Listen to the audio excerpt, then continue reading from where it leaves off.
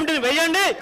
నేను ఆయన ముఖ్యమంత్రి చేసే ఆరోపణలు కానీ ఈయన ఆరోపణల మీద నేను నిలబడి ఉన్నా. ఇప్పటికి కూడా చెప్తున్నా, వాళ్ళు ఈయన చెప్పిన రెండిట్లో ఒక్కటి లేకపోయినా నేను ఇక్కడ ఉన్నా, ఒక్కటి నిరూపితమైన ఇక్కడి నుంచి అక్కడికి మీ టేబుల్ కనుక ముక్కు నేలకు రేసి రాజీనామా చేస్తే వాళ్ళిద్దరు కూడా పనిచేయాలి. ముఖ్యమంత్రి అండ్ కోమటిరెడ్డి వెంకరెడ్డి ఇద్దరు కూడా పనిచేయాలి.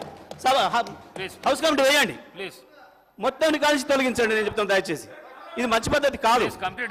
అధ్యక్ష, నేను మాట్లాడిన మాటలో దయచేసి మరి మీ వాళ్ళు ఎంతవరకు చూపించారో మాకు తెలియదు, మా అన్ని కట్ చేస్తున్నారు ఓకే, కానీ నేను చూపించింది కనుక బయట మొత్తం ప్రజలకు చూపిస్తే నేను మాట్లాడిన దాంట్లో ఒక అక్షరం ఎక్కడైనా తప్పు ఉందా?